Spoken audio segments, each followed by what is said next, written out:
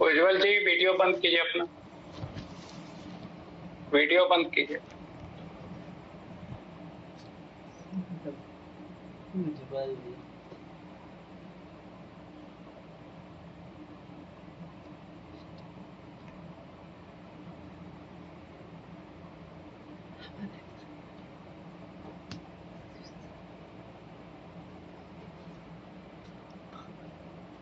तो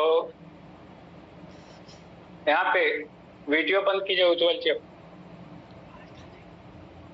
तो यहाँ पे अब हम लोग डिस्कस कर रहे हैं वेस्टर्न कार्बोनेरिया और बेटोलेरिया तो डिस्कस किया ही। अब हम लोग डिस्कस करें एक Lederberg replicas experiment. Lederberg replica experiment. Ujjwal Prabhakar को हम हटा दे रहे हैं, इसलिए वीडियो नहीं बंद कर रहे हैं, तो हम हटा देते हैं।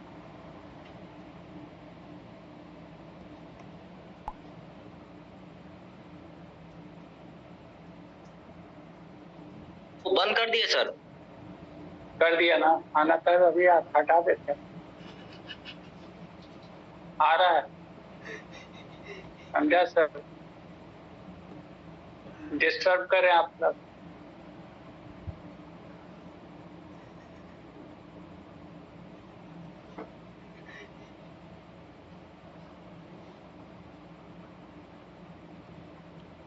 तो अब हम लोग जो डिस्कस कर रहे हैं वो है Lederberg replica experiment. Lederberg wife और हस्बैंड, ये दो वाइफ और हस्बैंड थे लेडरबर्ग, जर्मनी के। उन्होंने एक एक्सपेरिमेंट किया जिसको रेप्लिका एक्सपेरिमेंट कहते हैं। रेप्लिका मतलब होता है प्रतिरूप, बिल्कुल आइडेंटिकल। रेप्लिका फॉर आता है बिल्कुल आइडेंटिकल, प्रतिरूप। तो लेडरबर्ग रेप्लिका एक्सपेरिमेंट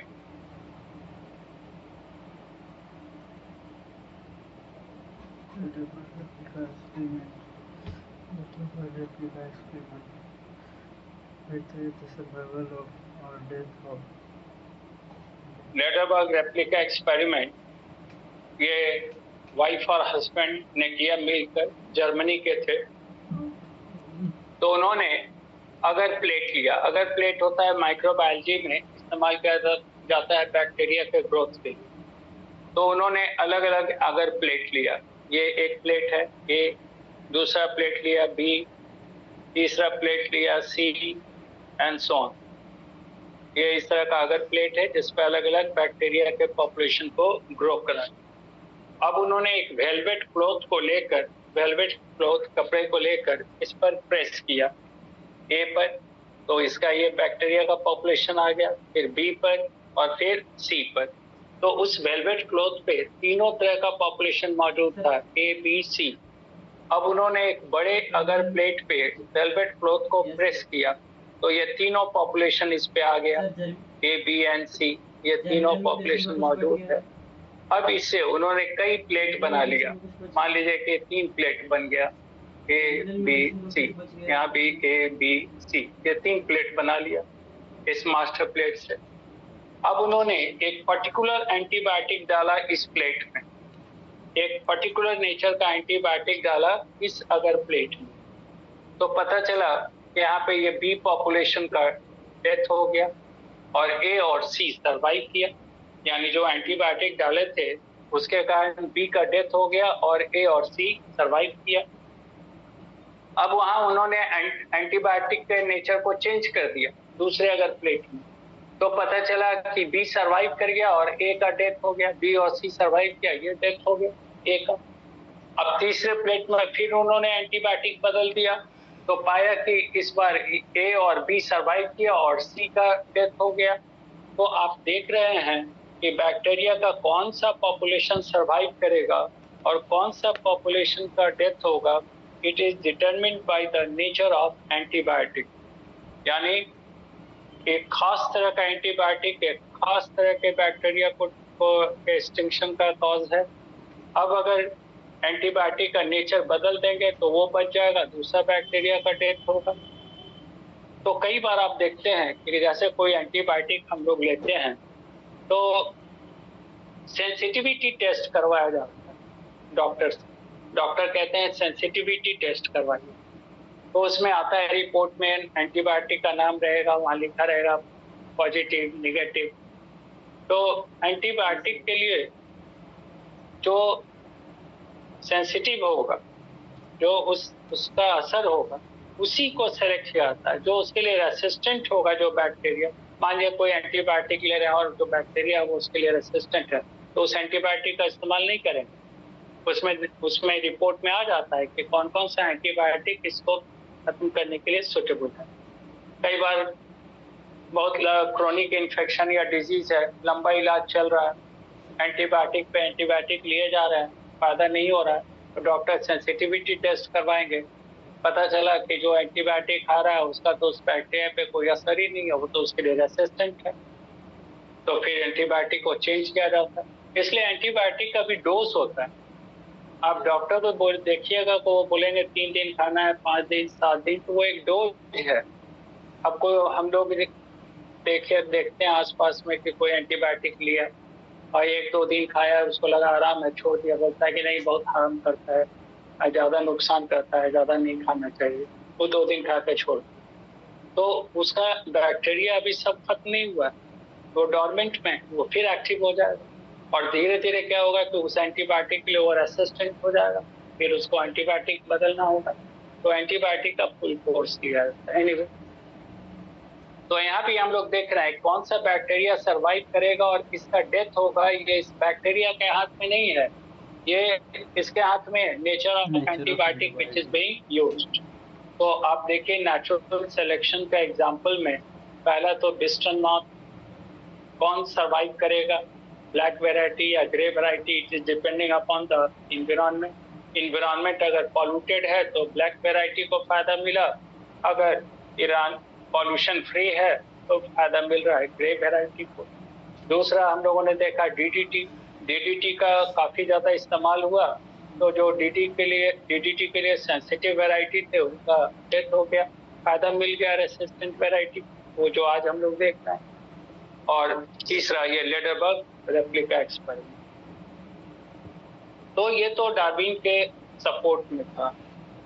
अब अगर ड्रॉबैक्स देखें, डार्विन में जो कमी है, त्रुटि, कमी, ड्रॉबैक्स, उसको अगर देखें, डिमेरिट्स को देखें, तो पहला तो ये है कि डार्विन से उनके क्रिटिक्स ने, और डार्विन के जो क्रिटिक्स थे दे वर द नियो लेमार्कियंस, वो लेमार्कवाद के सपोर्टर थे, तो लेमार्क का तो डेथ हो चुका था उस समय, डार्विन ने लेमार्किज्म को खत्म किया, तो लेमार्कवाद के जो सपोर्टर थे वो डार्विन को क्रिटिसाइज कर रहे, तो नियो लेमार्कियंस ने डार्विन से फेस टू फेस ये सवाल किया था, वो आमने सामने ये सवाल किया डार्विन से, you have already explained the term survival of the fittest, but what about the arrival of the fittest. आपने ये तो बता दिया कि फिटेस्ट सर्वाइव करेंगे, लेकिन ये नहीं बताया कि फिटेस्ट आए कहां से, ये कैसे हुआ कि एक ही पॉपुलेशन है, उसमें कोई फिट हो गया, कोई अनफिट हो गया, अगर फिट होता तो सबको होना था, अनफिट होता तो सबको होना था, तो ऐसा कैसे हुआ कि कोई फिट और कोई अनफिट। डार्विन के पास इसका कोई जवाब नहीं था, बिकॉज डार्विन ने लेमार्किज्म को क्रिटिसाइज किया था इस आधार पे कि Lamarckism was not based upon the knowledge of genetics, इसलिए उन्होंने लेमार्क का मजाक उड़ाया था कि लेमार्क ने कह दिया inheritance of acquired character, because उनको जेनेटिक्स की जानकारी नहीं था। लेकिन जाने अनजाने डार्विन को खुद भी जेनेटिक्स की जानकारी नहीं थी, एक्चुअली उस जमाने में जेनेटिक्स की जानकारी थी ही नहीं, तो डार्विन ने इस्तेमाल तो कर दिया ये नेचुरल सिलेक्शन, फिटेस्ट और अनफिट और फिट का, लेकिन उसको एक्सप्लेन नहीं कर पाए। दूसरा, डार्विन ने टर्म इस्तेमाल किया वेरिएशन, डार्विन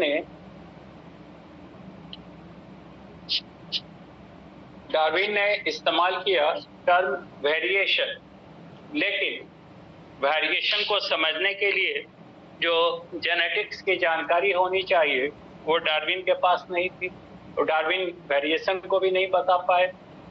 और तीसरा जो ड्रॉबैक था डार्विन का, he was a strong supporter of nature. उनका यही मानना था कि नेचर के कारण ही चेंजेज आता है और उसी से इवोल्यूशन होता है।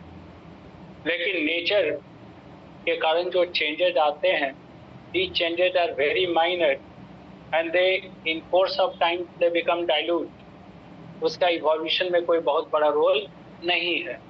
तो ये 3 मेजर ड्रॉबैक था। पहला तो ये था कि उन्होंने सर्वाइवल ऑफ द फिटेस्ट को एक्सप्लेन किया, लेकिन ये नहीं बता पाए कि फिटेस्ट आए कहाँ से, यानी he failed to explain the term arrival of the fittest.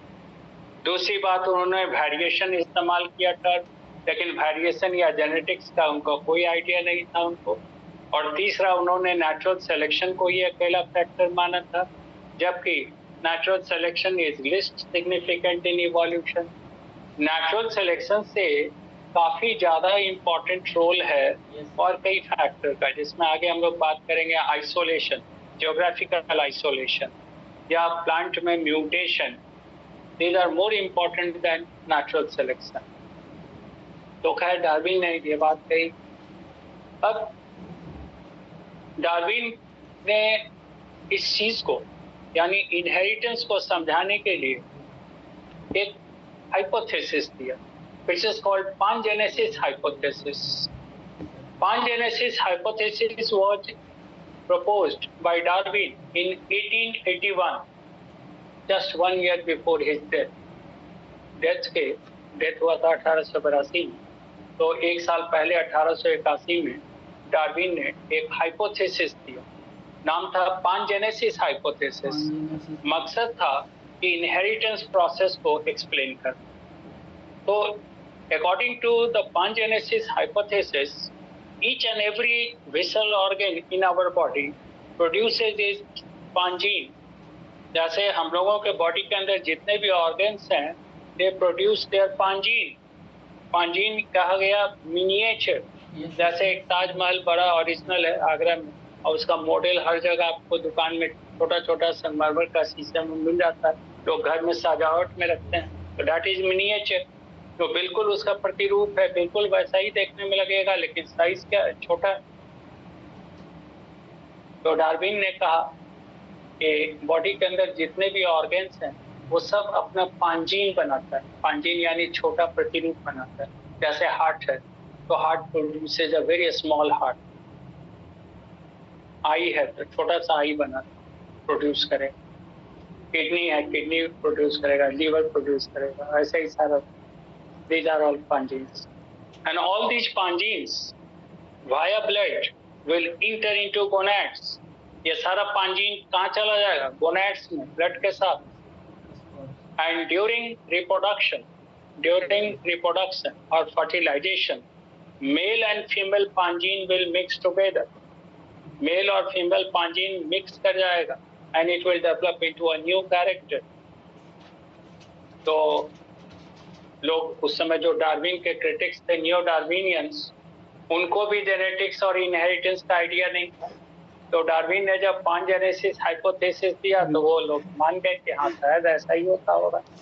ये तो डार्विन के डेथ के बाद पता चला कि ऐसा कोई पांजीन प्रोड्यूस नहीं होता है। लेकिन आप पांजेनेसिस हाइपोथेसिस का एक पॉजिटिव एस्पेक्ट देखिए, इसके फायदा देखिए। तो उन्होंने करीब करीब इनहेरिटेंस प्रोसेस को एक्सप्लेन कर दिया था। जैसे उन्होंने कहा था पांजीन मिनिएचर, हम लोग जानते हैं पांजीन नहीं है जीन। उन्होंने कहा था पांजीन मॉडल प्रोड्यूस होता है, मॉडल नहीं, हम लोग कहेंगे वर्कर है, जीन है। और ये ठीक है कि ब्लड के थ्रू नहीं जाता है, but they are incorporated into the gametes. वो गैमेट में है जीन्स। और ये सही है कि फर्टिलाइजेशन के समय में वो दोनों मिक्स नहीं करता है, मेल और फीमेल का क्रोमोसोम मिक्स नहीं करता है, सेग्रीगेशन होता है जो हम लोग पढ़ते हैं मेंडलिज्म। लेकिन इन डिफरेंसेस के बावजूद भी आप कह सकते हैं पांजेनेसिस hypothesis was the first idea which was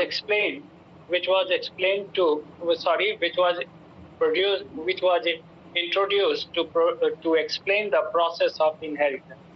ये पहला आइडिया था which was introduce to explain the process of inheritance. उसके पहले तो लोग जानते ही नहीं थे कि इनहेरिटेंस कैसे होता है। अभी अलग मामला है कि 5 जीन के जगह जीन होता है, और लेकिन ये भी सही है कि गैमिट, मेल और फीमेल गैमिट जब मिक्स करेगा, फर्टिलाइजेशन होगा, तो दोनों का पेयरिंग होता है और फिर उससे नया कैरेक्टर डेवलप होगा। तो जब तक लोगों में जेनेटिक्स की जानकारी हुई, यानी उसके बाद मेंडल या म्यूटेशन थ्योरी दिया ह्यूगो डी ब्राइस ने, या और भी कई चीज मालूम हुआ, तब तक तो डार्विन का डेथ हो चुका है। तो इसलिए हम लोग कहते हैं Darwin was a very satisfied person at the time of his death, because जिंदगी भर उन्होंने जिस चीज के लिए स्ट्रगल किया अपने लाइफ टाइम में उन्होंने उसको एक्सेप्ट करवा लिया।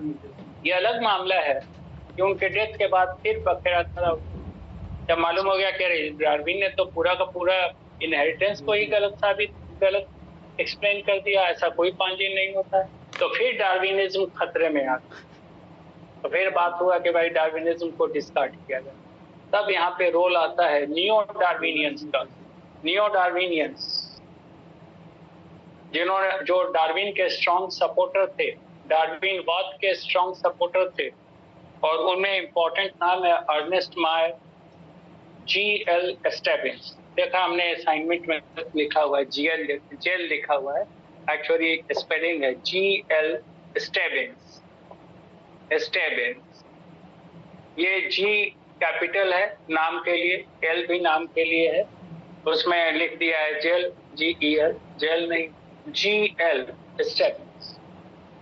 तो G.L. स्टेबिन्स, अर्नेस्ट मायर, देन उसी तरह डॉबझेनेस्की, he was Russian evolutionist, डॉबझेनेस्की, आगे पढ़ेंगे उनके बारे में, रूस के थे डॉबझेनेस्की, रशियन इवोल्यूशनिस्ट थे। और उसी तरह उस जमाने में और भी जितने भी बड़े लोग थे, जैसे अर्नेस्ट मायर का बताया था, फिर जॉन रे थे, हक्सले थे, देवर ऑल। उसके अलावा फिर विजमैन, जिनमें अगस्त विजमैन कहा था कि न्यूक्लिएशन थ्योरी दिया, पावलो थे, रशियन फिजियोलॉजिस्ट थे, या फिर ये कासल थे और फिलिप्स थे। तो फिलिप और castle, G.L. Stebin, Ernest Mayar, डॉबझेनेस्की, Paulo, they were strong supporters of Darwinism. तो उन्होंने एक कॉम्प्रोमाइज का रास्ता निकाला, देखा कि अब तो डार्विनिज्म अब खतरे में है, अब तो लोग इसको डिस्कार्ड कर देंगे, बिकॉज एक तो नेचुरल सिलेक्शन तो कोई बहुत ज्यादा इंपॉर्टेंट फैक्टर है नहीं, और दूसरी बात इन्होंने जो इनहेरिटेंस समझाया वो भी गलत है। तो उसको बचाने का इन्होंने एक तरीका निकाला। उस जमाने में म्यूटेशन थ्योरी एस्टैब्लिश हो गया था ह्यूगो डी ब्राइस का, जो अगले क्लास में हम लोग डिस्कस करेंगे। और उसी समय ये वैगनर का आइसोलेशन थ्योरी भी एस्टैब्लिश हो गया था। और आगे पढ़ेंगे कि आइसोलेशन थ्योरी सबसे इंपॉर्टेंट फैक्टर है इन कॉजिंग इवोल्यूशन। स्पेसिएशन में सबसे बड़ा फैक्टर है ज्योग्राफिकल आइसोलेशन, जिसको एक्सप्लेन किया था वैगनर ने। तो ह्यूगो डी ब्राइस, वैगनर, इन सब का थ्योरी ज्यादा इंपॉर्टेंट था डार्विन से। इन सब ने जो फैक्टर सजेस्ट किया था, they were more stronger than the natural selection. तो वो सब तो डार्विन के अगेंस्ट में थे, डार्विनिज्म। तो इन्होंने एक कॉम्प्रोमाइज किया। न्यू डार्विनियंस ने, खासकर G.L. स्टेबिन और अर्नेस्ट मायर ने, इन्होंने एक कॉम्प्रोमाइज का तरीका निकाला। उन्होंने कहा कि there are several factors which are equally important in causing evolution. बहुत सारे फैक्टर्स हैं जो बराबर के हकदार हैं इवोल्यूशन कॉज करने में, ना कोई बड़ा ना कोई छोटा। और इन्हीं फैक्टर में एक फैक्टर है नेचुरल सिलेक्शन। तो उन्होंने 5 फैक्टर सजेस्ट किया था जो मॉडर्न सिंथेटिक थ्योरी में पढ़ेंगे हम लोग। उन्होंने कहा था कि पहला म्यूटेशन, दूसरा वेरिएशन, तीसरा इनहेरिटेंस ऑफ वेरिएशन, चौथा आइसोलेशन, और 5वां नेचुरल सिलेक्शन। 5 फैक्टर उन्होंने बताया। तो neo-Darwinians suggested that there are several factors which are equally important in causing evolution, and one of these factors is the natural selection. तो जब new डार्विनियंस बाकी scientist के वर्क को रिकॉग्नाइज कर रहे थे, मान रहे थे कि आप सही हैं, तो उन लोगों ने भी मान लिया कि डार्विन भी सही है। एक समझौता हो गया कि ना हम आपको क्रिटिसाइज करेंगे ना आप हमको क्रिटिसाइज कीजिए, और इसी से थ्योरी तैयार हुआ मॉडर्न सिंथेटिक थ्योरी। सिंथेटिक मतलब हर थ्योरी का कुछ इंपॉर्टेंट चीज मिला के एक नया थ्योरी जी.एल. स्टेविंस और मायर ने दिया। यही हम लोग कह सकते हैं neo Darwinism was matured into modern synthetic theory. इसी को और जब डेवलप किया तो बन गया मॉडर्न सिंथेटिक थ्योरी, जो अभी हम लोग इवोल्यूशन में सबसे इंपॉर्टेंट थ्योरी माना जाता है। तो डार्विन बच गया, डार्विनिज्म बच गया। अगर ये न्यू डार्विनियंस ने ये कॉम्प्रोमाइज नहीं किया होता तो आज हम लोग डार्विन को फादर ऑफ इवोल्यूशन नहीं कहते। डार्विन बहुत लकी थे कि उन्होंने नेचुरल सिलेक्शन, जो बहुत लिस्ट सिग्निफिकेंट है, जिसका महत्व काफी नगण्य है, वो जो उन्होंने कहा वो बात आज भी हम लोग थोड़ा बहुत मान रहे हैं, इसलिए उनको कहते हैं father of evolution. Otherwise evolution में उससे ज्यादा इंपॉर्टेंट फैक्टर को ढूंढा वैगनर ने, आइसोलेशन थ्योरी या म्यूटेशन थ्योरी प्रपोज किया ह्यूगो डी व्राइट ने, तो हम लोग अगले क्लास में देखेंगे। तो खैर डार्विनिज्म का ये इम्पोर्टेंट, तो डार्विनिज्म में सब कुछ एक्सप्लेन किया। डार्विन का हिस्ट्री से क्वेश्चन आता है, डार्विनिज्म का क्या थीम था वो डिस्कस किया, डार्विनिज्म के सपोर्ट में नियो डार्विनियंस ने क्या कहा, जैसे डिस्टन वाला एग्जांपल है, एनसीईआरटी में भी है वो, और फिर इसका लेडरबर्ग का है, और उसके अलावा डीटीटी है, ये सब एनसीईआरटी में मिलेगा। और उसके बाद फिर पांजेनेसिस हाइपोथेसिस नहीं मिलेगा, लेकिन बता दिया it was the first hypothesis which was proposed to explain the process of inheritance, ये डार्विन ने दिया। तो इसलिए डार्विन को एक क्रेडिट और जाता है कि उन्होंने इनहेरिटेंस को एक्सप्लेन करने का प्रयास किया और आगे के जेनेटिस्ट को एक रास्ता बताया कि ऐसे हो सकता है। और फाइनली नेचुरल सिलेक्शन थ्योरी, अभी चूंकि हम लोग मॉडर्न सिंथेटिक थ्योरी में 5 फैक्टर मानते हैं, एक तो म्यूटेशन, दूसरा वेरिएशन, तीसरा नेचुरल सिलेक्शन, चौथा आइसोलेशन, चौथा और पांचवा है इनहेरिटेंस ऑफ वेरिएशन। तो इसमें अब आगे हम लोग अब जिसमें 2 थ्योरी बच रहा है, एक तो म्यूटेशन थ्योरी है, दूसरा आइसोलेशन थ्योरी, और मॉडर्न सिंथेटिक थ्योरी तो अभी बोल ही रहे हैं, रिपीट कर देंगे। तो अगले क्लास में ये खत्म हो जाएगा थ्योरीज ऑफ इवोल्यूशन, और अगले क्लास में हम लोग स्टार्ट करेंगे आइसोलेशन एंड स्पेसीज। यानी आइसोलेशन क्या है, reproductive isolation, what are the barriers और फैक्टर्स व्हिच कॉज आइसोलेशन, कौन कौन से बैरियर हैं जो आइसोलेशन कॉज करते हैं।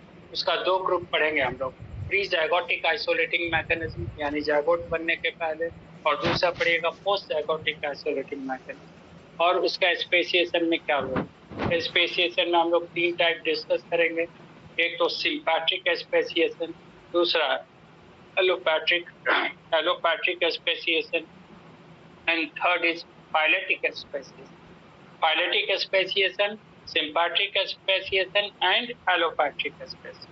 इसी में हम लोग डाइवर्जेंट और कन्वर्जेंट इवोल्यूशन भी डिस्कस करेंगे।